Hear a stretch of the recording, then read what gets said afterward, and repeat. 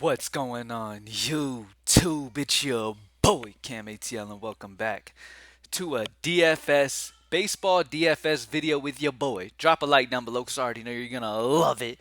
Subscribe to the channel if you haven't already. Comment anything in the comment section to enter your name into the $50 giveaway I do every single week on this channel. Thank you guys for joining me as always. GreenlightDFS.com. Sorry that, sometimes I'm not making DFS videos. Sometimes I do. It just depends on if we have the optimizer ready in the morning when I'm doing videos. Sometimes it takes us a little longer to get our projections all together where we want them to be. Sometimes we get them in early and we're good to go. Today, we got them in early. We're good to go. We're ready to go. It's a 5 game slate. So excited to get into it, man. Last night was a banger. It was a beautiful night for DFS last night. We ended up having low owned Herman, who went out and threw a perfect game and pretty much summed up the night in a positive direction. So excited to keep it going, man. I'm feeling that takedown, man. I just got those vibes. I'm feeling that takedown coming. I feel like it's gonna come within the next week or so. I don't know, but a lot of times when we have those huge days, like I feel that shit coming when it's getting time. You know what I mean? Like shit's just starting to like heat up a little bit. Shit's starting to click a little better in my mind. The lineups are flowing together perfectly. Like that's just when time starts. It starts getting to the point where it's like, okay, yeah, this is a. This is starting to come together very nicely. So I'm excited for what we got coming. GreenlightDFS.com as always, y'all. Join the squad. Let's get it. So first pitchers we're going to go with Max Scherzer and Bassett are the two pitchers I'm rocking today. There's not a ton of great pitching on this slate today, as you can see. It's a drop off from Bassett all the way down to Shaheen, Incors, Walker, Wainwright, Fran. Like, there's no good pitching on this slate. So Scherzer and Bassett feels like locked to me because at the end of the day, I don't really like taking risk on pitching like that. So I like to lock in my favorite pitchers, and these guys are just by far and away the best pitching options on the slate. Both are at home in their matchups, so just fantastic spot here. I think that I really like the Mets to get the W in their game. I really like Toronto to get the W in theirs. So it just feels like both guys will get the win. Both should pitch fairly deep. They have a solid pitch count that normally it's just a solid spot for both of them. And like I said, the lack of talent on this slate for pitching is big. So definitely interested in grabbing these two guys for sure. All right. At first base, we have a value, and I always tend to lean with some Brandon Belt when it comes to. Don't worry about the projection. We're still working on them. We're not 100% done with that yet. But Brandon Belt is great value for me at 2.9. I love him in this spot. Lefty righty matchup against Wynn of San Francisco.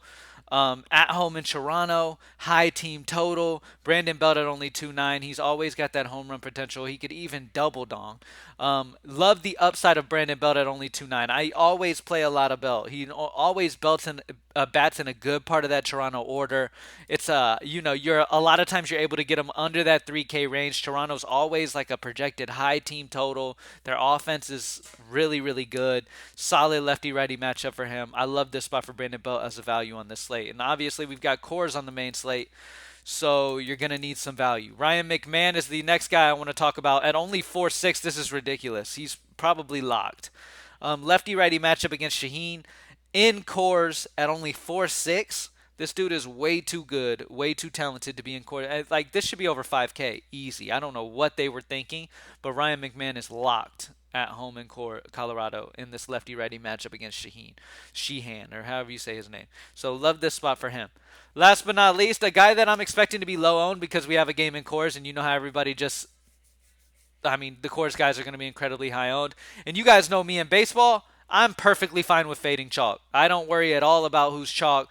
I don't care. Matter of fact, if I know a guy is going to be incredibly chalk, I'll fade on purpose because this is DFS, baby, and anybody can go out and go 0 for 5. The best batter in the world could go out in the best matchup and go 0 for 5 because at the end of the day, they can put the bat on the ball, but they still need to get that bit of luck where the ball is hit in an open part of the field where it actually lands and becomes a hit.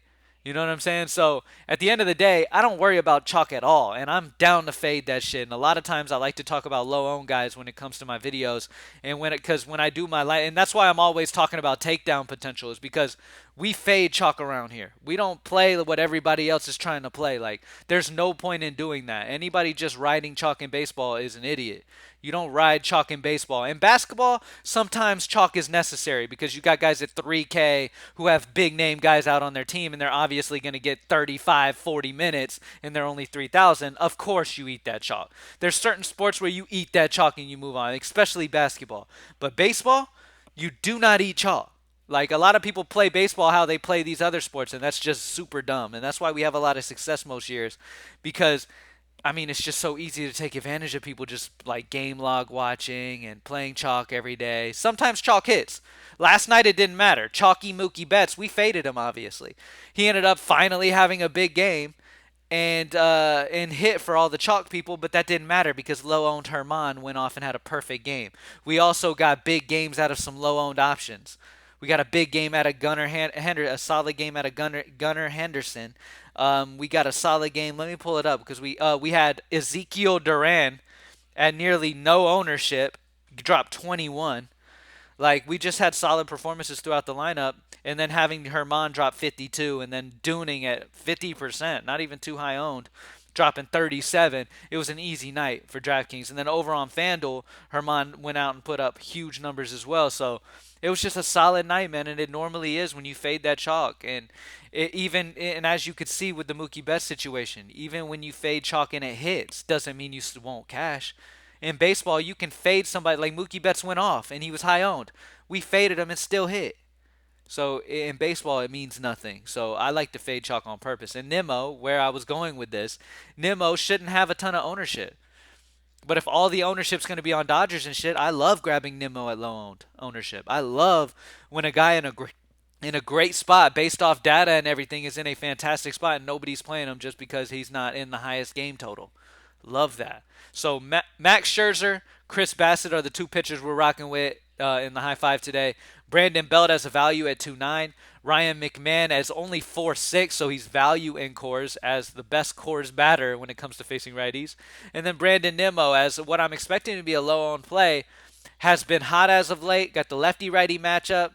I mean, in a fantastic spot and should be low-owned because everybody else is in cores, as always. So on the main slate, the idea is sprinkle in some spots in course, sure. McMahon's probably gonna be chalk, but that's fine. Chalk, I'm fine with that at 4.6. He's only 4.6. But other places, if you can get different, try to do so. You know what I mean? Thank you guys for joining me as always. Toronto's a good offense to get involved in. Philly's a good GPP option to get involved in. St. Louis, Mets, these different teams are solid options that you can get involvement in tonight, and they're going to be low owned. Or even grabbing the Colorado side of this. Dodgers are always going to be the higher. Whatever Vegas has the highest team total is what most people are going to play the most of. It's that simple. Like, you can look at Vegas, and whoever the top projected team total is, you know that their players are going to be high owned. So it's pretty easy in baseball to kind of have an idea where the ownership's going to be and be able to purposely get different in that aspect. Like, you've got Toronto as a high team total, Philly as a high team total. These spots where you're going to get way less ownership in. And either one of those teams could outscore Dodgers and put you in takedown territory immediately. So, I always promote fading the high ownership. Sure, it takes some studying to make sure you're getting the right low-owned guys. You don't want to just force in a low-owned guy who's not in the best spot data-wise. You still want shit to click for him, but you want to fade the shot anyway.